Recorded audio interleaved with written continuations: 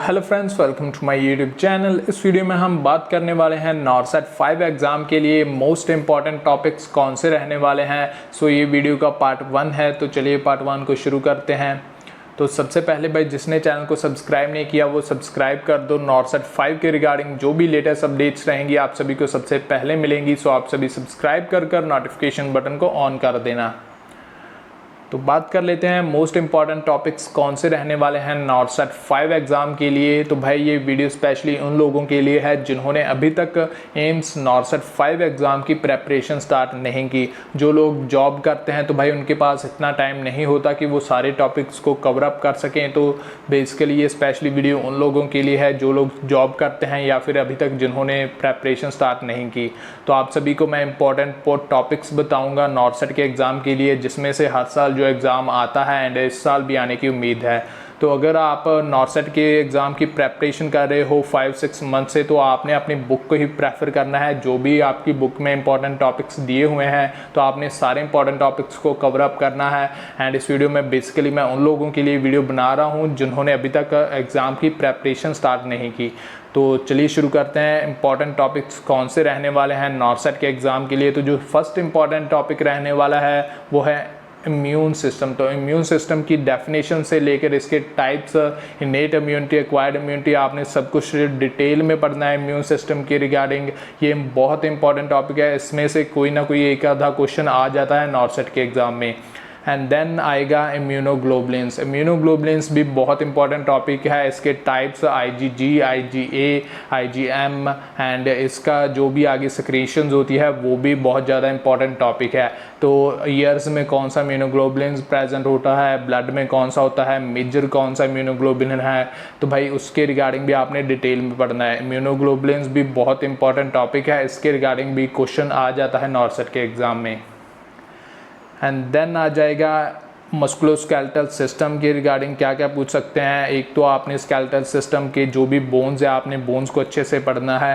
And then vertebral column, vertebral column कितनी होती हैं, लंबर में कितनी होती हैं, थॉरिक में कितनी होती हैं, ठीक है, सैक्रम में कितनी होती है, टोटल आपने उसको डिटेल में पढ़ना है वर्टिब्रल कॉलम को। एंड उसकी जो स्पाइनल डिफॉर्मिटीज़ होती हैं, ठीक है, सिलिकोसिस कैसे होता है एंड काइफोसिस क्या होता है, आपने उसको भी पढ़ना है। इसके रिगार्डिंग आपको पिक्चर भी शो हो सकती है एंड इसके रिगार्डिंग आपको कोई भी स्टेटमेंट भी आ सकती है। सो आपने स्पाइनल कॉलम डिफॉर्मिटीज़ को भी पढ़ना है एंड वर्टिब्रल कॉलम्स को भी पढ़ना है।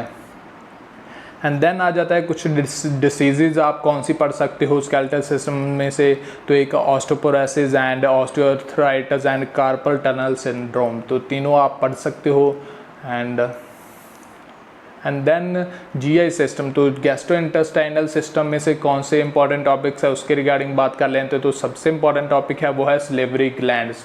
तो स्लेवरी ग्लैंड्स के रिगार्डिंग आपने सब कुछ पढ़ना है, कहाँ पर कौन सा स्लेवरी ग्लैंड सिचुएटेड होता है, ठीक है, एंड जो सबसे ज़्यादा सिक्रीशन किस स्लेवरी ग्लैंड से आती है, सबसे कम किससे आती है। तो आपने स्लेवरी ग्लैंड्स के रिगार्डिंग भी अच्छे से पढ़ लेना है। एंड जो डिसीज़ हैं उसके रिगार्डिंग हम बात कर लेते हैं। एक तो पेप्टिक अल्सर हो गया एंड अपेंडिसाइटिस हो गई एंड इन्फ्लामेटरी बाउल डिसीज़। तो इसके रिगार्डिंग भी आपने डिटेल में सभी डिसीज़ की जो भी मैनेजमेंट होगी एंड उसके रिगार्डिंग आपने अच्छे से पढ़ लेना है। ड्रग्स क्या यूज़ करेंगे उसके रिगार्डिंग एंड सर्जरीज इसका ट्रीटमेंट क्या रहेगा उसके रिगार्डिंग भी आपने पढ़ लेना है। एंड देन आ जाएगा इंपॉर्टेंट टॉपिक पोर्टल हाइपरटेंशन, ठीक है, एंड साइटिस एंड इसोफेजियल यूरेसिस। तो ये भी इंपॉर्टेंट टॉपिक्स है GI सिस्टम में। तीनों इंपॉर्टेंट टॉपिक है, आपने तीनों इंपॉर्टेंट टॉपिक को आप नोट कर लेना है, इसको डिटेल में पढ़ लेना। इसोफेजियल यूरेसिस को हम कैसे मैनेजमेंट कर सकते हैं इसके रिगार्डिंग भी आपको पूछ सकते हैं एग्ज़ाम में।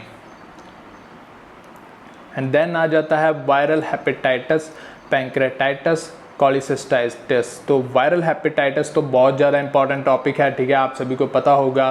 तो वायरल हेपेटाइटिस की जो भी टाइप्स रहती हैं, हेपेटाइटिस A, B एंड इसके रिगार्डिंग आपने जो भी डिटेल में पढ़ना है। हेपेटाइटिस A किससे होता है, ठीक है, ये ट्रांसफ़र कैसे होता है, इसके रिगार्डिंग भी आपने डिटेल में पढ़ना है। तो वायरल हेपेटाइटिस की जो भी टाइप्स होती हैं आपने इसको डिटेल में पढ़ना है, इससे हर साल जो क्वेश्चन आ जाते हैं नॉरसेट के एग्ज़ाम में।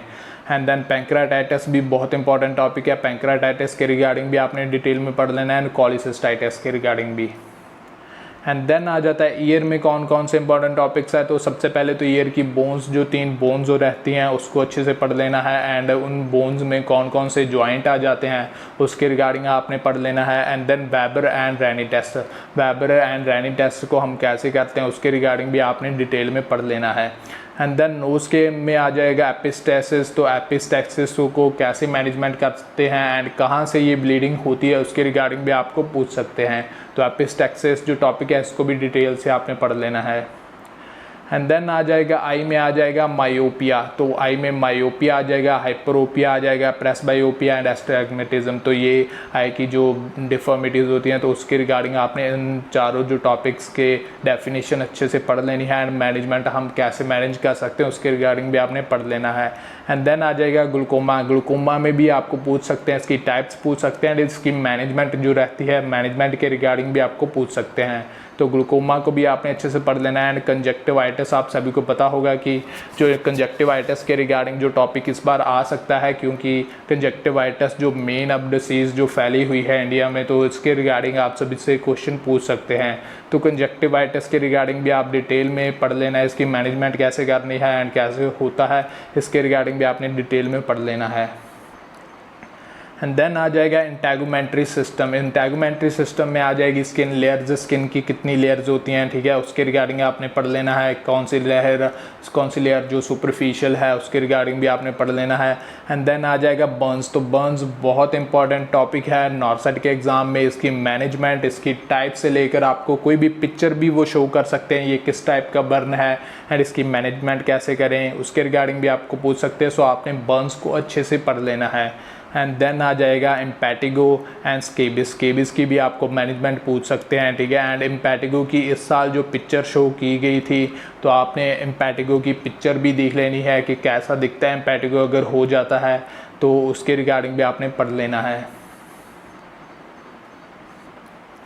एंड देन प्लीज़ आगे बढ़ने से पहले प्लीज़ चैनल को सब्सक्राइब कर दीजिए। अगर आपको वीडियो अच्छी लग रही हो तो प्लीज़ चैनल को सब्सक्राइब कर दीजिए। नॉर्सेट 5 के रिगार्डिंग जो भी लेटेस्ट अपडेट्स रहेंगी आप सभी को सबसे पहले मिलेंगी। सो आप सभी सब्सक्राइब कर नोटिफिकेशन बटन को ऑन कर देना। तो नेक्स्ट बात कर लेते हैं important topics for respiratory system में से कौन कौन से इंपॉर्टेंट रहने वाले हैं। उसमें से रहने वाला है lung volume and lung capacities. तो lung volume and lung capacity बहुत इंपॉर्टेंट टॉपिक्स है एंड आपने इसके रिगार्डिंग भी पढ़ लेना है। लंग वॉल्यूम कितने होते हैं, वाइटल कैपेसिटी एंड जो भी उसकी कैपेसिटी रहती है लंग कैपेसिटीज़ उसके रिगार्डिंग भी आपने डिटेल में पढ़ लेना है। इसकी टाइप्स एंड इसकी जो कैपेसिटीज़ रहती है उसके रिगार्डिंग आपने पढ़ लेना है। एंड देन आ जाएगी दो रेस्पिरेशन की जो टाइप्स हैं, ये चैन स्टॉक्स रेस्पिरेशन कैसे होती है एंड कॉस्मल रेस्पिरेशन कैसे होती है, इसके रिगार्डिंग भी आपने डिटेल में पढ़ लेना है। तो इसके रिगार्डिंग भी आपको जो डेफिनेशन है वो आ जाएगी एंड आपसे पूछ सकते हैं ये कौन सी टाइप्स की रेस्पिरेशन है, तो कब चैन स्टॉक होगी या फिर कॉस्मल, ऐसे भी आपको क्वेश्चन पूछ सकते हैं। तो आपने इस दो रेस्पिरेशन के रिगार्डिंग भी आपने पढ़ लेना है। एंड देन आ जाएगा important topics asthma and bronchitis. तो ये डिसीज़ आ जाएंगी रेस्पिरेटरी सिस्टम में। तो भाई अस्थमा के रिगार्डिंग पढ़ लेना एंड ब्रोंकाइटिस एंड जो मोस्ट इंपॉर्टेंट रहने वाली है वो है COPD, chronic obstructive pulmonary disease. तो क्रॉनिक ऑब्स्ट्रक्टिव पल्मोनरी डिसीज़ के रिगार्डिंग आपने डिटेल में पढ़ना है। इसके रिगार्डिंग आपको क्वेश्चन पूछ सकते हैं एग्जाम में। एम्फाइसीमा एंड क्रॉनिक ब्रोंकाइटिस इसकी टाइप्स रहती हैं एंड ब्लू पफर्स किसे कहते हैं, पिंक पफर्स किसे कहते हैं, उसके रिगार्डिंग भी आपने डिटेल में पढ़ लेना है। इसकी मैनेजमेंट पढ़ लेना है एंड जो ड्रग्स यूज़ होते हैं उसके रिगार्डिंग भी आपने पढ़ लेना है। एंड देन आ जाएगा इंपॉर्टेंट जो डिसीज़ रहने वाले हैं निमोनिया एंड पल्मोनरी एम्बोलिज्म, इसके रिगार्डिंग भी आपने डिटेल में पढ़ लेना है। इसकी मैनेजमेंट भी पढ़ लेनी है। एंड देन आ जाएगा ट्यूबरक्लोसिस। ट्यूबरक्लोसिस भी बहुत इंपॉर्टेंट टॉपिक है नॉर्सेट के एग्ज़ाम के लिए एंड इसके रिगार्डिंग आपने डिटेल में पढ़ लेना है। जो भी ड्रग्स यूज़ होते हैं ट्यूबरक्लोसिस को मैनेज करने के लिए तो उन ड्रग्स के रिगार्डिंग भी आपने डिटेल में पढ़ना है। तो ट्यूबरक्लोसिस की जो मेनली जो ड्रग्स आते हैं तो उसके रिगार्डिंग आपको क्वेश्चन पूछ सकते हैं। आपने जो ड्रग्स होते हैं ट्यूबरक्लोसिस के उसके रिगार्डिंग आपने डिटेल में पढ़ना है। एंड देन आ जाएगा ऑक्यूपेशनल लंग डिसीज़। तो ऑक्यूपेशनल लंग डिसीज़ के रिगार्डिंग भी आपको पूछ सकते हैं। इसमें जो डिसीज़ आ सकती हैं, एक byssinosis, bagassosis and farmer's lung and tabacosis, silicosis, asbestosis, siderosis and anthracosis. तो इसके ये कैसे होती हैं, बेसिकली यही आपसे पूछेंगे कि बेगासोसिस किससे होती है, शुगर केन से होती है, एंड टेबसोसिस किससे होती है, सिलिकोसिस किससे होती है। तो यही आपने इसमें से पढ़ना है। एंड देन आ जाता है management of intercostal drainage tube, IDT। तो ICD इंटरकोस्टल ड्रेनेज ट्यूब। तो इंटरकोस्टल ड्रेनेज ट्यूब के रिगार्डिंग जो मैनेजमेंट रहती है उसको हमने कैसे मैनेजमेंट करना है इंटरकोस्टल ट्यूब को, तो भाई उसके रिगार्डिंग भी आपने पढ़ लेना है इसकी मैनेजमेंट को, ठीक है। एंड देन आ जाएगा रेस्पिरेटरी डिसीज़ एक्सरे। तो आपको एक्सरे भी आ सकते हैं, इस साल भी जो एक्सरे आया था प्लूरल एफ्यूजन का, तो आपने एक्सरेस भी जो होते हैं उसको भी आपने अच्छे से समझ लेना है। एंड उसको भी आपने जो ऐसे भी क्वेश्चन आपको पिक्चर के रिगार्डिंग भी आपको पता होगा कि इमेज बेस्ड क्वेश्चंस भी आते हैं नॉर्सेट के एग्ज़ाम में, तो आपको एक्सरे वो शो कर देंगे एंड आपको बताना होगा कि कौन सी डिसीज़ जो प्रेजेंट है पेशेंट में, ठीक है। तो आपने एक्सरेस को भी देख लेना है। एंड देन आ जाएगा कार्डियोवास्कुलर सिस्टम में से कौन कौन से इंपॉर्टेंट आ जाएंगे। एक तो आ जाएगा stroke volume and cardiac output and mitral valve area कहाँ पर प्रेजेंट होता है, इसके रिगार्डिंग भी आपको पूछ सकते हैं। एपिकल पल्स कहाँ पर सुनाई देती है उसके रिगार्डिंग भी पूछ सकते हैं। And ECG, changes in ECG, ठीक है, चेंजेस इन ECG का एक टॉपिक होता है, उसके रिगार्डिंग भी आपने पढ़ लेना है। पीक्ड पी वॉल्यूम कैसे होता है एंड हाइपरक्लीमिया कैसे होता है, इसके रिगार्डिंग आपको चेंजेस इन ECG में आएगा, ठीक है।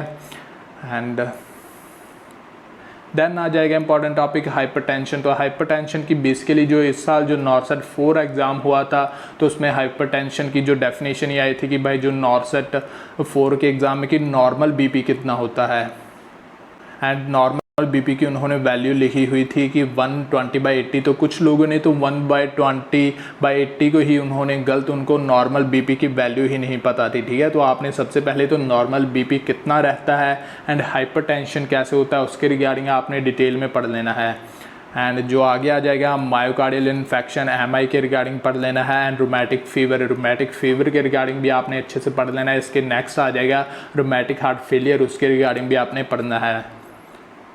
एंड देन आ जाएगा मोस्ट इम्पॉर्टेंट टॉपिक CPR, ठीक है, कार्डियोपल्मोनरी रिससिटेशन। CPR के रिगार्डिंग आपको बहुत सारे क्वेश्चंस हर एग्जाम में आपको देखने को मिल सकते हैं। सो CPR को आपने डिटेल में पढ़ना है। सिंगल रेस्क्यूअर हम कब यूज़ करते हैं, डबल रेस्क्यूअर हम कब यूज़ करते हैं, कितनी कंप्रेशंस देते हैं, कितनी रेस्पिरेशंस देते हैं, इन्फेंट में कितनी देते हैं, चिल्ड्रन में कितनी देते हैं, अडल्ट में कितनी देते हैं, ठीक है। तो आपने CPR के रिगार्डिंग डिटेल में पढ़ लेना है। कौन कौन से ड्रग्स यूज़ करते हैं हम उसके रिगार्डिंग भी आपने पढ़ लेना है। तो बहुत इंपॉर्टेंट टॉपिक है नॉर्सेट के एग्ज़ाम के लिए।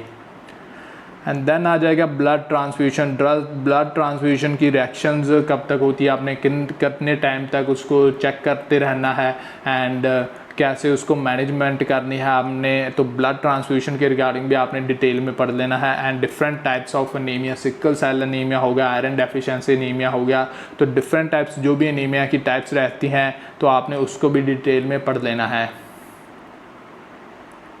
एंड देन आ जाएगा रीनल सिस्टम में आ जाएगा हेमोडायलिसिस। तो हेमोडायलिसिस के रिगार्डिंग आपने पढ़ लेना है। ग्लोमेरुलोनेफ्राइटिस के रिगार्डिंग पढ़ लेना है। एंड यूरिनरी इनकॉन्टिनेंस, तो भाई यूरिनरी इनकॉन्टिनेंस में स्ट्रेस इनकॉन्टिनेंस, ओवरफ्लो इनकॉन्टिनेंस, तो ऐसे अर्जेंट कॉन्टिनेंस, ऐसे आपको टाइप्स देखने को मिल सकते हैं। तो यूरिनरी इनकॉन्टिनेंस भी अच्छे से पढ़ लेना है। एंड ग्लोमेरुलोनेफ्राइटिस भी पढ़ लेना है एंड हेमोडायलिसिस भी। तो ये इंपॉर्टेंट टॉपिक्स हैं रीनल सिस्टम में। एंड देन आ जाएगा एंडोक्राइन सिस्टम। तो एंडोक्राइन सिस्टम भाई आपके पास अगर कोई बुक है तो भाई उसमें से जितना आपके पास एंडोक्राइन सिस्टम के रिगार्डिंग जो भी आपके पास टॉपिक है तो आपने सब कुछ पढ़ना है, क्योंकि endocrine system one of the most important topics for every nursing exams, ठीक है। तो जो भी ग्लैंड्स आ जाते हैं तो आपने उन ग्लैंड्स को भी अच्छे से पढ़ना है, पिट्यूटरी ग्लैंड को अच्छे से पढ़ना है। तो भाई सारे की सारे आपने जो डिटेल में एंडोक्राइन सिस्टम को पढ़ना है। तो endocrine system one of the most important topic है। आपने एंडोक्राइन सिस्टम को जितना भी आपकी बुक में अगर आपको एंडोक्राइन सिस्टम मिलता है तो आपने सभी ग्लैंड्स को डिटेल में पढ़ना है एंड उसकी मैनेजमेंट पढ़नी है, टाइप्स पढ़नी है। तो एंडोक्राइन सिस्टम बहुत इंपॉर्टेंट टॉपिक है नॉर्सेट के एग्ज़ाम के लिए।